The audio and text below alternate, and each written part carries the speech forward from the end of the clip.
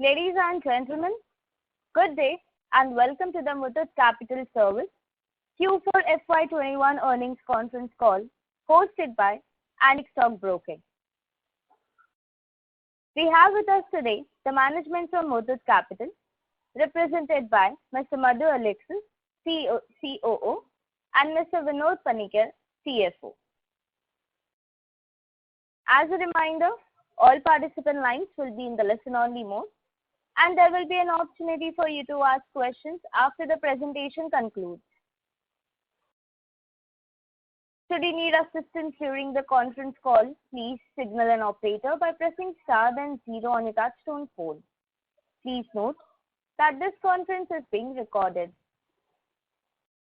I now hand the conference over to Ms. Vidisha from Antique Stock Broking Limited. Thank you, and over to you, ma'am. Thanks, Rujita. A very good afternoon to all of you, and thank you for participating in the call. I welcome the management of Muthoot Capital. Without much further ado, I shall hand over to Vinod sir to take us through the financials, and then Madhu sir will give us a broader business outlook. Over to you, sir. Good afternoon, everybody. Nice speaking to you, all of you once again. We sincerely hope all of you are enjoying good health, and all of you and your families are sound and safe. This quarter being the way it was, with the second wave coming up, after first deciding on 8th of May being the date for the board, we had to postpone it because there was a lockdown which was announced in Kerala, and we kept on postponing it thereafter. But because of the lockdown and with that not ending, we decided no, we need to close it, and that's the reason we had it on the 19th. The board was on the 19th, and today we are speaking to all of you. If we have to speak about the year which went by, that's definitely a year that we would want to forget in a hurry. And I believe that all of you attending this conference would also be feeling the same way. In spite of that, we believe that we did reasonably okay, and that is where in the fourth quarter we had a disbursement of about 291 crores. But compared to the immediately preceding quarter of about 326 crores and the same quarter last year of about 347 crores. Versus the same quarter last year, there was a drop of 16%, but this was a time where caution was the key, and there was no actually hope or no reason for one to show any bravado. The AUM basis that showed a total figure of 2,088 crores, including the off-book AUM of about 17 odd crores versus the 2,650 crores that we had at the same time last year. We were down by about 20%. The average AUM was at about 2,112 crores versus about 2,616 crores, down by about 19-20%. That is what actually brought down our income to about 110 crores in the current quarter versus the 120 crores that we did in the immediately preceding quarter versus the 147 crores that we did in the same quarter last year. In the current, till the last quarter, whatever was NPA was not getting reported as NPA, but we were making provision for the reversal of income or anything, or the actual NPA.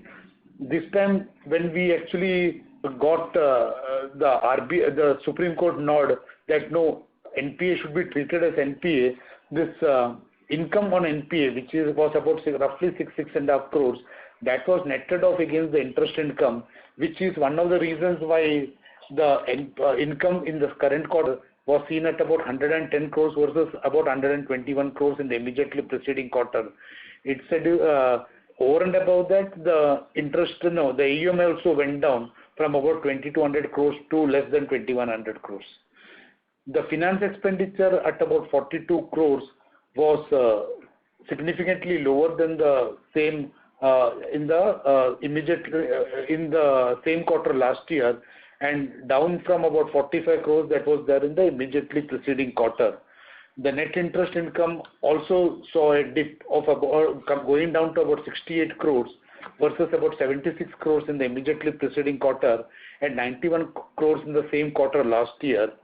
Operating expenses in the current quarter was at about 44 crores versus close to similar figure in the immediately preceding quarter and at about 49 crores in the same quarter last year. Loan loss provisioning was at about 11.2 crores. We have been telling over the last couple of quarters that we have moved away from the loan loss provisioning that we did in the first couple of quarters, and now we will move to a normal kind of provisioning. So that last time it was about 11.7 crores, now it was 11.2 crores. Same quarter last year it was at about 22.5 crores, but that was including the COVID provision of about 18 crores that we had done in the same quarter last year. This led to the profit being at about 8.9 crores versus 14 crores in the immediately preceding quarter and almost a similar number in the same quarter last year. On a full year basis, our disbursements at about 750 crores was about 58% lower than the same of last year, which was 1788 crores. This 750 crores is without considering the interest capitalization of about 126 crores, which we did based on the moratorium that was given to various customers. On a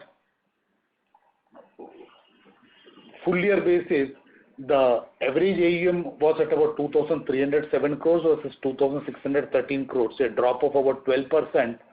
The interest income saw a drop of 14% from 586 crores last year to about 505 crores. And the interest expenditure, the finance expenditure saw an 18% drop on the book. On an overall basis, the drop was about 50 crores. 36 crores being because of drop in the utilization of funds and 14 crores being because of drop in the interest rates. On the full year basis, on the books we reported a cost of about 187 crores. The operating expenditure was at about 154 crores versus 194 crores. In our presentation which we have uploaded on the website and we have sent to the stock exchanges, there we have specifically mentioned that while the figure looks lower than the last year, it's more to do with lack of operations in the first half of the year which went by, and because of which employees were used for a lot of activities including collection and other activities, which are definitely amounts which are expenses which are normally on the higher side.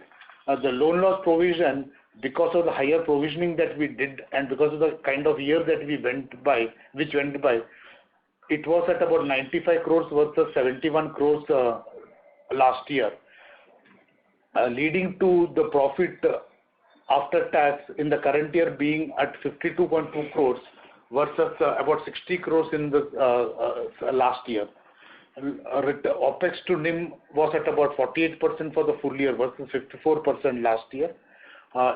Return on average AUM was 2.3%, almost similar to last year, and the earning per share went down to about 31 rupees versus about 36 rupees that was there last year.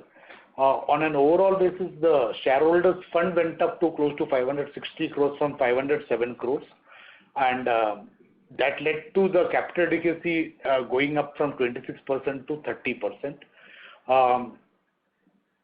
We are happy that we got out in the last year with whatever we have achieved, and we are happy with the performance in spite of it being lower than the last year. I will possibly now ask Madhu to take it forward, and then post that we will attend to any specific queries that you guys have. Thanks. Good noon to all of you, and I hope all of you are safe, your families are safe, and just to assure you that at MCSL and everyone in our head office, everything is fine and people are safe. With the new wave, second wave coming in, I think it has thrown a lot of challenges, but let me assure you that things are under control as far as MCSL teams are concerned. Just to add on to Vinod from the financials that he has described, it would be great if we can just look at the recap of the last year. And this recap is very critical because the last year helped us to learn a lot of things, unlearn a lot of things, and also prepared us stronger in terms of facing the challenges that COVID had been throwing on us, and it would also help us become stronger as we face second wave and third wave whenever it comes up.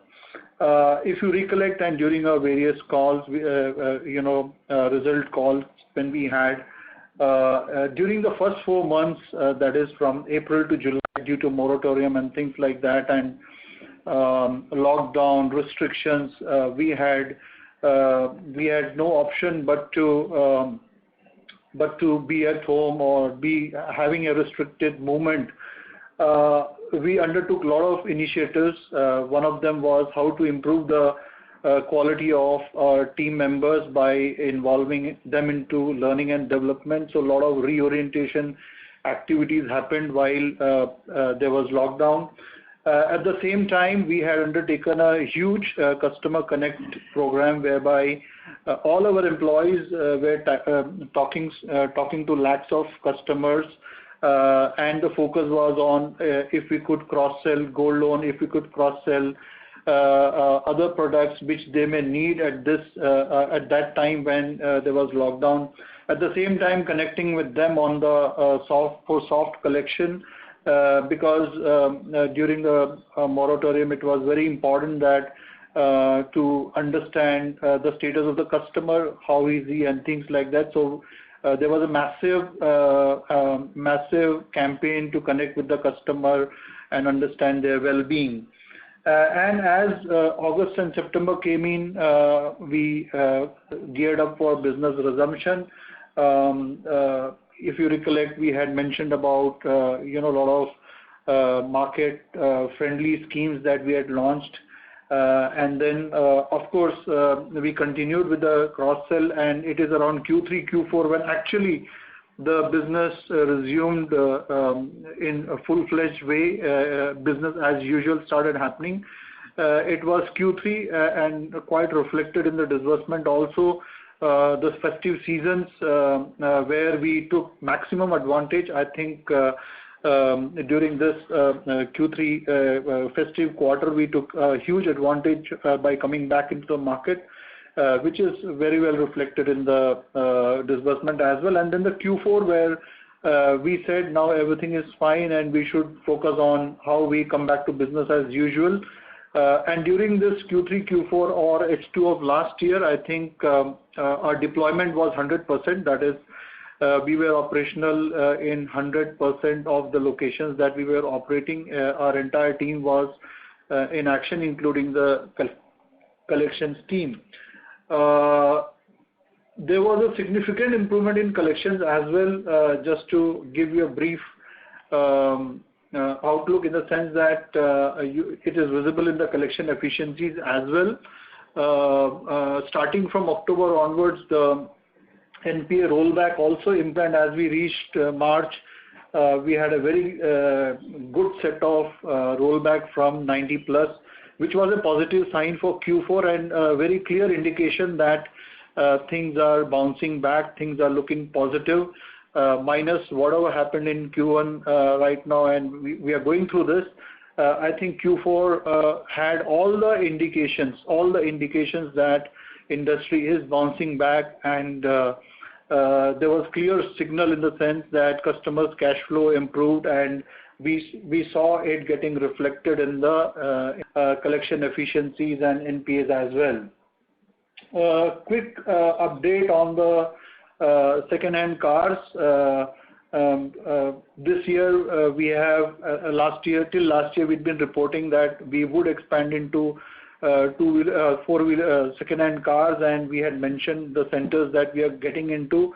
That still is part of our budget as we go forward. So just to give you assurance that used car is one of the key product that would be looked at this particular year, how to grow that. Right now the book is about 23.9 crore, and we have a very good learnings from the day we had launched this product, including the fact that we are now into a network of more than 200 dealers and DSAs, active dealers and DSAs.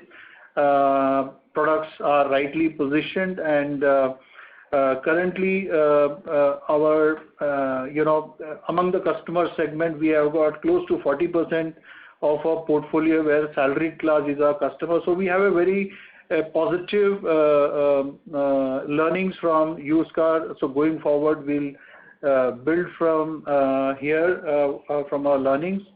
I think to start with, I think these are the basic things I thought I should share. And from industry perspective, the total industry sales, we had projected about 1.5 crore around Q3, and that is what it looks like as of now. 1.5 crore sale has happened. That is the wholesale numbers. Retail would be about let's say 25 or 30 lakh less than that. That's our assessment.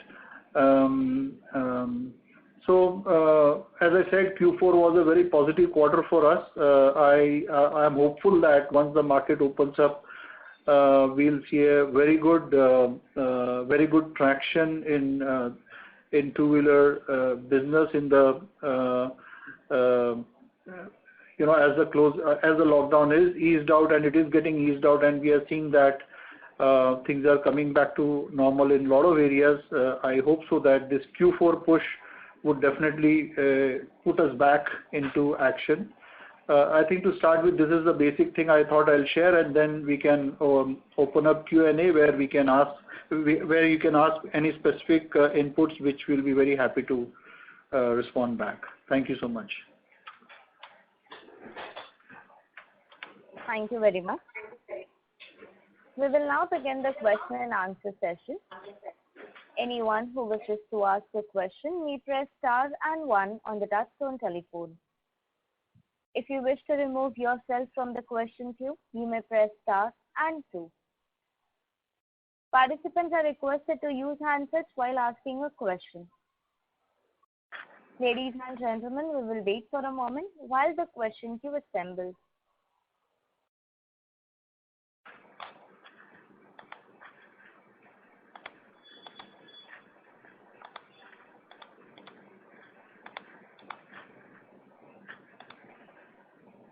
The first question is from the line of Sarvesh Gupta from Maximal Capital. Please go ahead. Good afternoon, sir, and thanks a lot for taking my questions. Sir, first question is on slide number 28, where you have shown bucket-wise portfolio credit quality. Now, in quarter 4, there seems to be a very sharp spike in S2 plus S3 bucket. So, against 15%, which was more or less constant for the last 3 quarters, now it is 23%. And against that, we are at 12% sort of a gross NPA.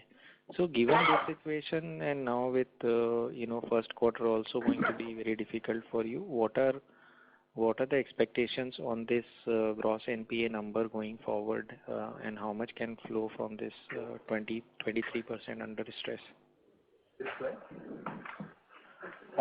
Sarvesh, good afternoon. Thanks for participating on the call.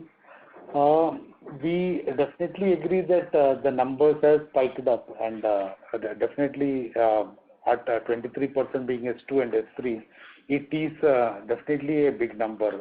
Like Madhu did mention that Q4 we did see some bit of improvement in the collection, but then obviously that was not sufficient for us to reduce that number. In fact, it did go up.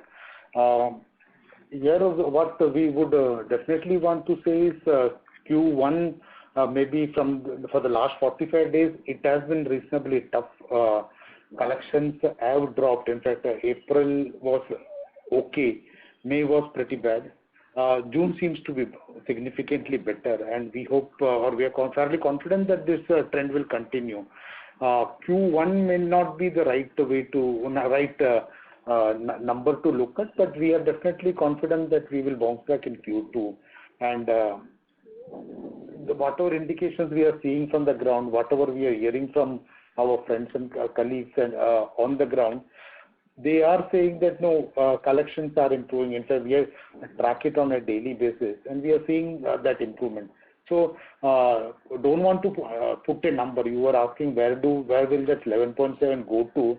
May not want to put a number to it, but definitely we may not be surprised if that number goes to about 13-14% also.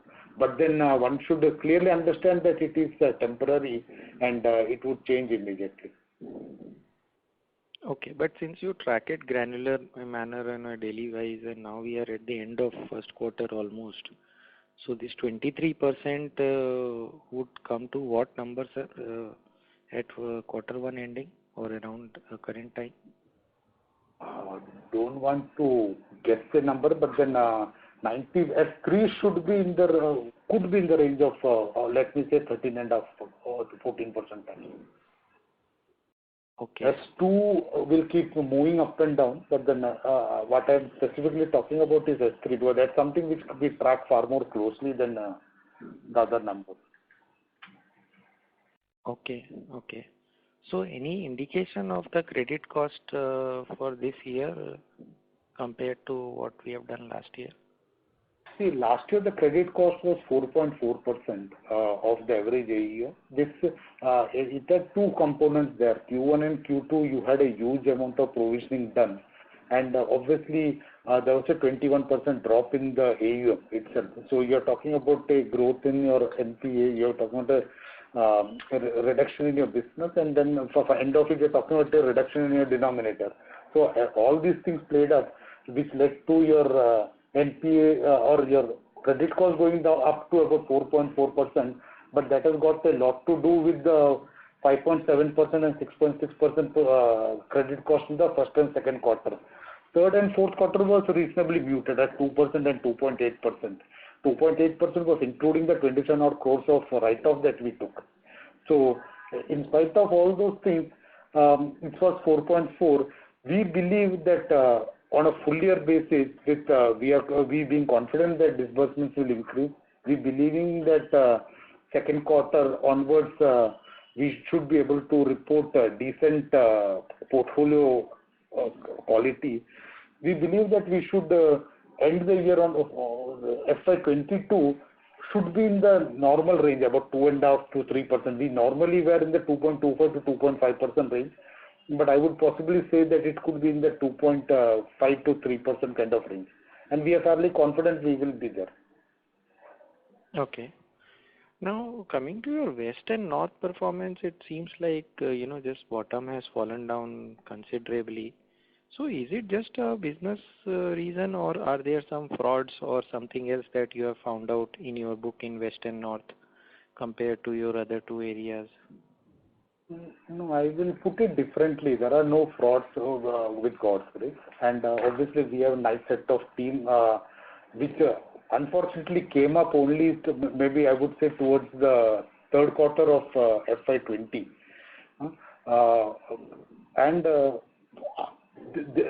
We have taken a very senior team and we expect them to deliver. Unfortunately, within 2-3 months of them actually taking over, we had all these issues that we are seeing in the last 1 year. In fact, there's very little that we can blame because we reduced our disbursement significantly, which has seen as a percentage the NPA numbers looking huge. And that is what is there. We are fairly confident that once we return back to our normal in terms of disbursement and the collections would also definitely improve. The NPA numbers will start coming down. The NPA as a percentage will look better. So, which is what we have been actually telling over the last, we have said this thing earlier also. We have not been able to give them sufficient time to work in a normal atmosphere. That's the reason. But otherwise, we have got a senior team in West. So just to add to what Vinod has said, I think we had been maintaining that our growth would come from outside South, and to that extent, non-South areas is where we wanted to grow in a big way, but unfortunately, while the NPAs remained there, or they would have got addressed as well, the kind of AUM that we need to build up last 1.5 years, it did not happen. And once market opens up, I think these are the areas where we'll see significant contribution from the top line perspective. And of course, there are a lot of other areas where we need to expand, which last year, Q4 20 we had planned, but we had to shelve it for some time. And that comes into action by, let's say, Q2 or Q3 this year. So non-South is where the AUM would come, and once the AUM start coming in, probably the size of the collection problem would diminish. Of course, there is a action on collection in these areas.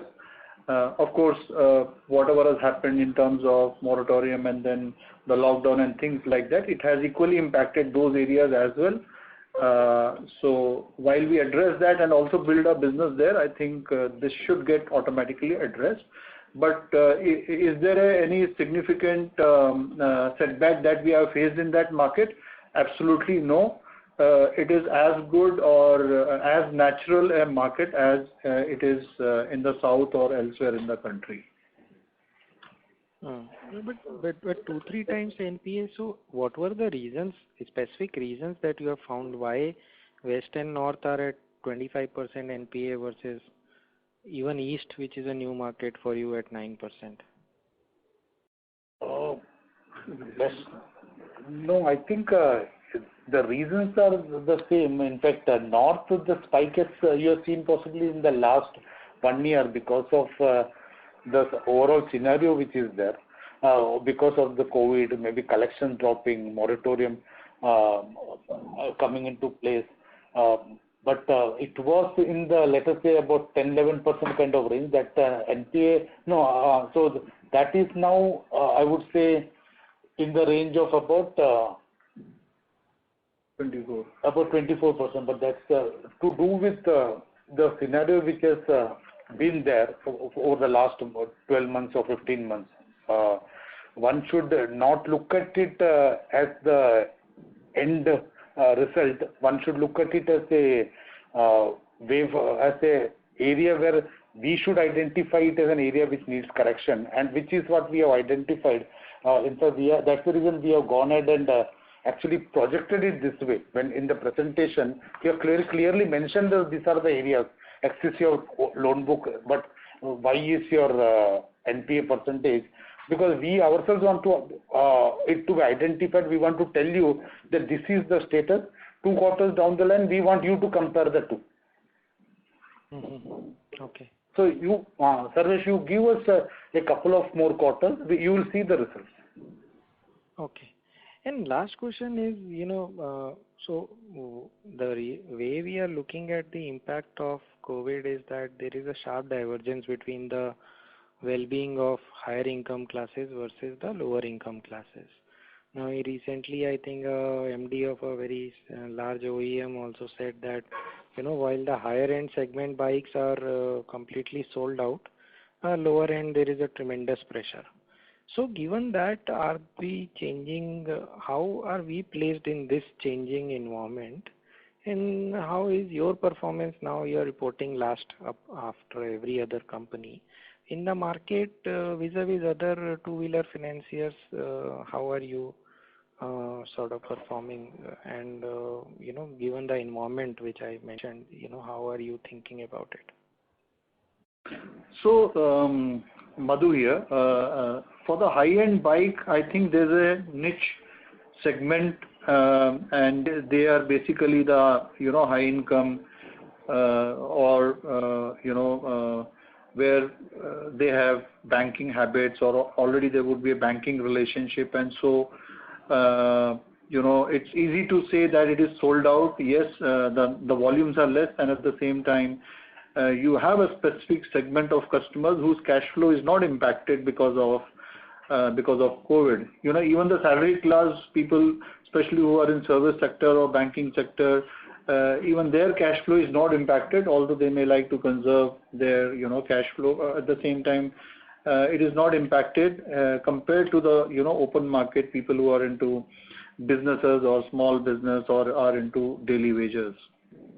Coming to the normal two-wheeler sales, I think in the population of about 130 crore plus and a sale of 1.52 crore two-wheelers in our country, I think it is a very conservative sale that happens in the sense that our public transport system is not that efficient that it can cater to such a large population, and especially in the tier 3, tier 4 centers in the rural areas where two-wheeler becomes a kind of business model for the individual people, because a milkman, he needs a two-wheeler to sell his milk, or a tea shop owner or a farmer to carry his farm produce. Besides tractor, he may use a two-wheeler because of lack of public transport. And now when we come to the COVID era, where definitely the public transport system is impacted, and if it is working, people want to be safe, they want to maintain the social distancing. At the same time, people would want that they maintain safe travel for themselves and their family. I think that is where two-wheeler comes into play. These are the factors which would keep on propelling two-wheeler sales in our country.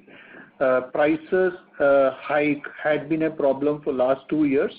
I think from Euro 4 we came to Euro 6, and then the many other new technologies that OEM brought in. I think those are very positive signs. While it is a price sensitive thing, but those are positive signs that transition to Euro 6, less pollution kind of technology, that's very welcome. It would pinch the pocket of a lot of people, and to some extent it had also impacted the sales some point in time. But that's how the world is moving, so it would pinch people's pocket. But as a society, that is something which is good to happen. So there had been there is a huge plus as far as this industry is concerned, and there are few minus, but the pluses are more for this industry to get propelled. And the factors that I mentioned due to COVID and things like that, whatever factors I mentioned, I think as the lockdown eases, we have our understanding, and whatever we could learn from the feedback from the dealers, there would be a huge traction. There is a pent-up demand in the market, and then as we close Q1 and enter Q2, and beyond that, the festive seasons and things like that starts. And if schools and colleges open as we enter into Q2 or Q3, then again it would propel the two-wheeler sales. So there are all pluses that is there as far as this industry is concerned. It is about the blip related to COVID, and across the industry it has happened. Otherwise, I think this is the bottom. I mean, you cannot be below this. It's plus from here. Understood. All the best for the coming quarters. Thanks, Sarvesh. Thank you, Sarvesh. Thank you. Ladies and gentlemen, anyone who wishes to ask a question may press star and 1.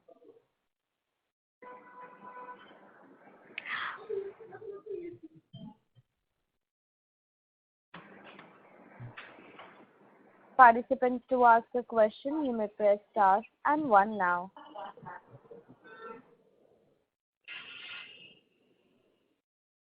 The next question is from the line of Vidisha from Antique Stock Broking. Please go ahead. Thank you. Sir, so basically I just wanted to ask that northern side, like non-south region, when we say that, growth will come mainly from that area, but also we have faced some asset quality issues out there. So going ahead, what precautions or what controls and checks have we additional taking place, or so that the same mistakes don't occur, or are we focusing on some different geographies? Like how are we looking at things in that area in terms of growth and also taking care of the asset quality? So let me clarify, Vidhi, that the growth, when I say growth in the non-South, I'm not saying that South is not growing. Everyone would grow, but for MCSL, because our entry is recent in non-South areas, I think it makes more sense for us to increase our market share in those areas. Okay, point number one. Point number two, the elevated NPAs that you're looking at, it is not linked to the schemes of credit policies of the company. Okay, I'll come to that as well. It is more to do with how the market is behaving in those particular areas. Are we having significant collection issues there? No, it is not like that. Do we have the confidence to collect back those money? Yes, our confidence level is very high to collect it back. Coming to credit process perspective, and I have told this many times during the various calls. We go very at pin code level. We go into the managing the portfolio quality from the perspective that is there any geography specific issues which is hitting us badly. So that kind of incidence from area perspective, it is not there. If there is any specific pin code or specific location or specific district where we are facing problem, it is addressed immediately by tightening the norms there, focusing on collections, and then bringing that area back to normal like that. So for us, it is not that we are going to slow down in certain areas or we'll tamper, or sorry, not tamper, but we'll change our credit strategy. No, it is well as per industry standards and much beyond that as well. And so I think for us it is business as usual when we deal with all these NPAs and things like that. It is about increasing the collection. It is about market opens up and then we are able to travel freely, collect more money from the market. When across the country we were collecting in the west, it was totally restricted, like Maharashtra and all. We had very tough time. We couldn't move. I mean, it is applicable for all the finance companies. So these are beyond our control. But when we get the opportunity to move around in the market, do more collections, these things are going to get addressed. I have no other trend to tell that this area is bad or that area is too good. I don't have any trend, but it is about movement, geographical movement, and freedom of movement. Once that happens, and I think this should get addressed. Okay.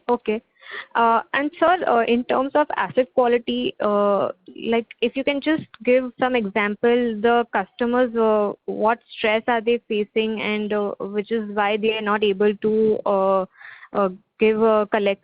pay amounts as of now. Like if there's any particular geography, and how will things improve going ahead in terms of collection?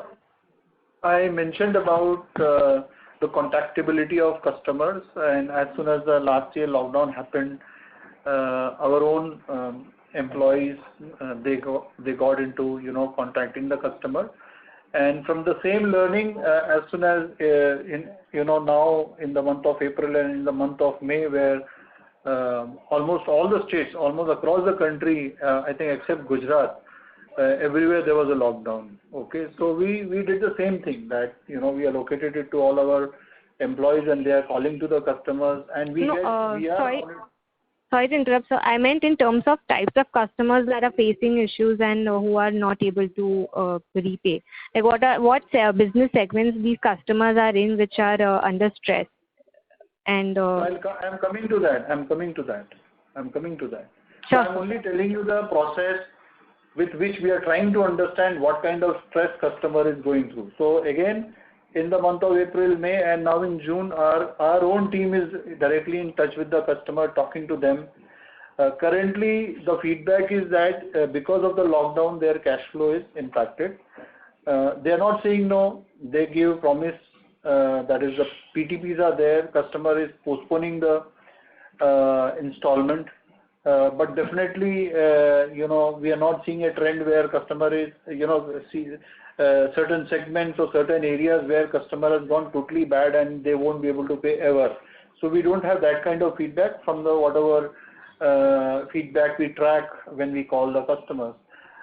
It is, and I've been maintaining that it is about the temporary cash flow disruption that is happening, because of which customer may postpone 1 or 2 installment or 3 installment. Otherwise, we are not seeing that there would be there's any industry or segment where people have been impacted very badly. Another thing that I maintain is that the customer segment that we operate, they are small business owners, and for them to come back to action, for them to re-establish their business or restart their business, it is much easier, much faster, rather than people who are involved in big business where they have SME kind of business. We are not there. They need some time to bounce back. They need bank support or restructuring and things like that. So from that perspective, from a previous experience, and I mentioned about Q3, Q4, how the collection was bouncing back, efficiencies were bouncing back. We hope that the same thing happens now.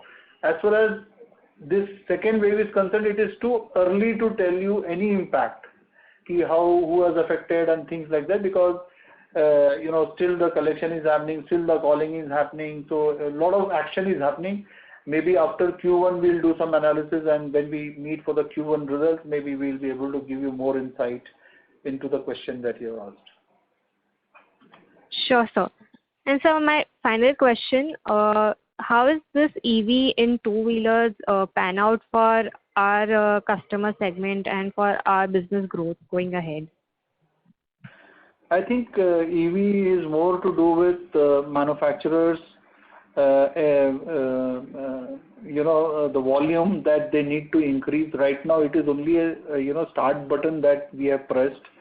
And the new OEMs which has come, they need to increase their distribution network, their campaigns, sales campaigns and things like that. Right now the volumes are very less, but the way we are seeing that, the OEM who are kind of getting into this segment, I think it is around, let's say, H2 where we'll see a lot of traction. There is acceptability of this product in the market. Our experience has also been similar, but until OEMs and dealerships come up and the distribution network comes into play across the country, we may see a very muted volume. So as of now, and in the recent quarter, whatever has happened, that also would dampen whatever base they have got.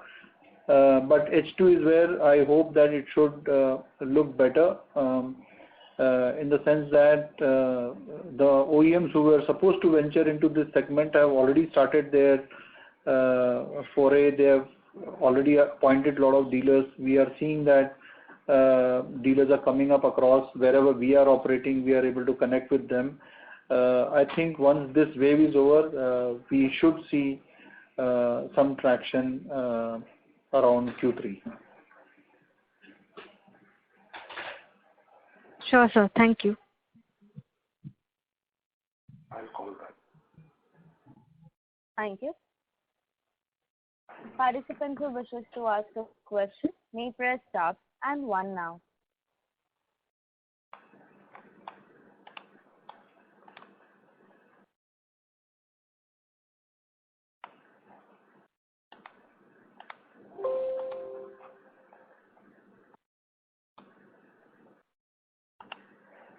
As there are no further questions, I would now like to hand the conference over to the management for closing comments.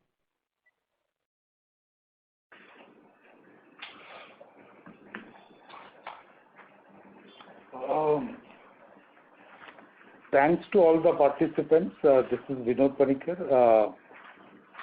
Before signing off, just wanted to say that while we have covered whatever we thought was necessary in our initial comments and addressed whatever queries were raised to us, we feel that if anybody wants to talk to us separately, maybe after this call, they are free to call any one of us or write to us on our email IDs. Mail IDs are there with most of you, but numbers are also there.